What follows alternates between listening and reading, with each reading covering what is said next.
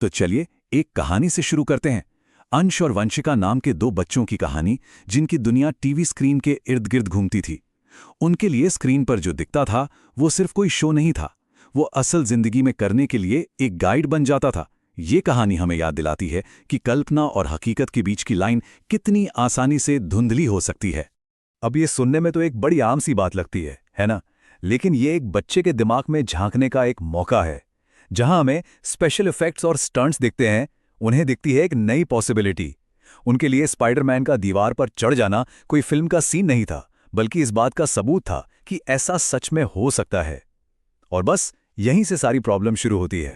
तो अंश और वंशिका के लिए ये सिर्फ टीवी देखना नहीं था, ये एक जुनून बन गया था। वो अपने हीरो की तरह बनना चाहते थे, उनकी ताकत को महसूस करना चाहते थे। उनका क्लासरूम ही उनका ट्रेनिंग ग्राउंड बन गया था। हर डेस्क उनके लिए एक ऊंची बिल्डिंग थी जिस पर उन्हें चढ़ना था, और उन्हें इस बात का जरा भी अंदाजा नहीं था कि असल दुनिया में इसके क्या नतीजे हो सकते हैं। सुनने में ये बच्चों की छोटी मोटी बातें लगती हैं, क्यों? लेकिन देखिए, हर एक दावे के साथ उनका यकीन और पक्का होता जा रहा था। वो सिर्फ खेल नहीं रहे थे, वो अनजाने में अपने लिए एक ऐसी दुनिया बना रहे थे, एक ऐसा भ्रम जहां उन्हें लगता था कि फिजिक्स के नियम भी उनकी बातों से बदल जाएंगे। और बहुत जल्द ये बातें सिर्फ बातों तक नहीं रहने वाली थीं। और यहीं पर असली कहानी की जड़ है। स्क्रीन पर क्या था? सुपर पावर, और असलियत में एक पतली सी रस्सी।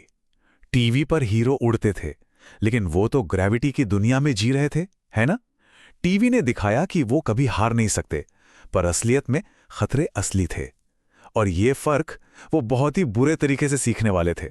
तो अब ये जो उनकी कल्पना थी वो एक प्लान में बदल गई। उनके दिमाग में हिसाब किताब बहुत सीधा था।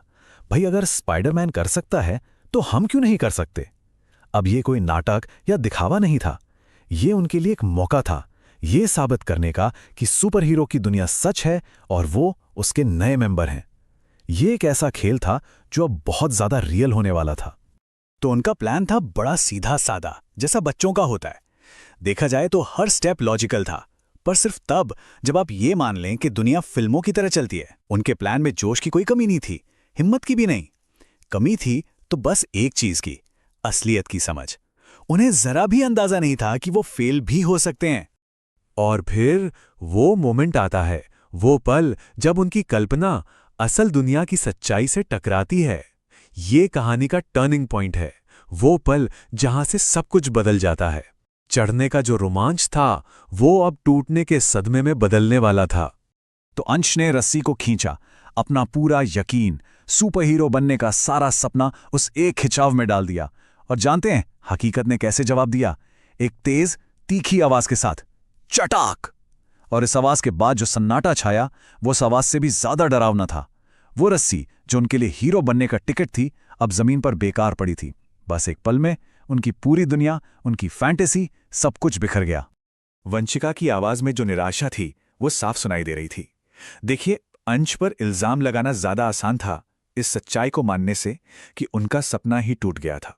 ये ब्लेम गेम असल में एक ढाल थी इस बात को ना मानने की कि जिस सुपर हीरो की दुनिया पर वो यकीन करते थे वो शायद एक झूठ थी। और उस निराशा के ठीक नीचे एक डर पनप रहा था, फेल होने का डर, गलत साबित होने का डर। अब ये जो निराशा थी ना, ये बहुत तेजी से हताशा में बदल गई। ठीक है, पहला प्लान तो फेल हो गया, लेकिन सुपर हीरो बनने की जो चाहत थी वो तो अब और भी मजबूत हो गई थी। और अक्सर ऐसी ही डेस्परेट सिचुएशन में सबसे खतरनाक आइडिया आते हैं। अगर वो ऊपर चढ़कर खुद को हीरो साबित नहीं कर सकते तो क्या हुआ, वो कोई दूसरा रास्ता निकाल लेंगे। और यहीं पर उनकी सोच एक बहुत ही डरावना मोड़ लेती है। उनका लॉजिक देखिए, अगर स्पाइडरमैन की तरह ऊपर चढ़ना नामुमकिन है तो उसकी नकल करने का एक और तरीका भी तो है, नीचे कूदना। उनके दिमाग में जो निराशा से और टीवी की कहानियों से भरा हुआ था, ये बात एकदम सही लग रही थी। अगर हम ऊपर नहीं उड़ सकते तो हम ऊपर से नीचे तो उड़ ही सकते हैं। ये एक ऐसा फैसला था जो सिर्फ और सिर्फ अपने टूटे हुए सपने को बचाने की हताशा में लिया गया था। और बस वो छत के किनारे पर जाकर खड़े हो गए। सिर्फ छत के किनारे पर नहीं, बल्कि असलियत के किनारे पर। अंदर से तो उन्हें भी डर लग रहा था, ऊंचाई का डर जो हम सबको लगता है, लेकिन उससे भी बड़ा डर था एक दूसरे के सामने कमजोर दिखने का डर। और उस एक पल में वो एक ऐसी दुनिया के लिए छलांग लगाने को तैयार थे जो असल में थी ही नहीं, जो सिर्फ एक स्क्रीन पर थी। ठीक उसी पल जब कुछ बहुत बुरा हो सकता था, एक आवाज ने उस सन्नाटे को तोड़ा। ये किसी सुपर हीरो की आवाज नहीं थी, ना ही किसी कहानी सुनाने वाले की। ये असलियत की आवाज थी जो उन्हें वापस खींच रही थी, और वो आवाज बिल्कुल सही समय पर आई। ये उनकी टीचर की आवाज थी, चिंता से भरी हुई। और बस उस एक आवाज से वो सारा खतरनाक जादू जिसके नशे में वो थे टूट गया। उनकी फैंटेसी एक पल में गायब हो गई और पीछे रह गए सिर्फ 2 डरे हुए बच्चे जो एक बहुत ही भयानक फैसला लेने वाले थे। वो अपनी जगह पर जैसे जम से गए और फिर धीरे धीरे किनारे से पीछे हट गए। फिर टीचर ने उन्हें एक बहुत ही सीधी लेकिन शायद जिंदगी बचाने वाली बात समझाई कि देखो, जो हम टीवी पर देखते हैं ना, वो एक शो है, एक परफॉर्मेंस। वो नकली होता है, उसे देखने के लिए बनाया जाता है, करने के लिए नहीं। स्टंटमैन होते हैं, स्पेशल इफेक्ट्स होते हैं, स्क्रिप्ट होती है, ये सब एक फैंटेसी का हिस्सा है। तो सबसे जरूरी बात क्या है? टीवी देखने के लिए है, उसे असल जिंदगी में करने के लिए नहीं। तो उस दिन अंश और वंशिका ने अपनी जिंदगी का सबसे जरूरी सबक सीखा। और ये सबक उन्हें किसी टीवी स्क्रीन से नहीं मिला, बल्कि एक बहुत बड़ी गलती करते करते बचने से मिला।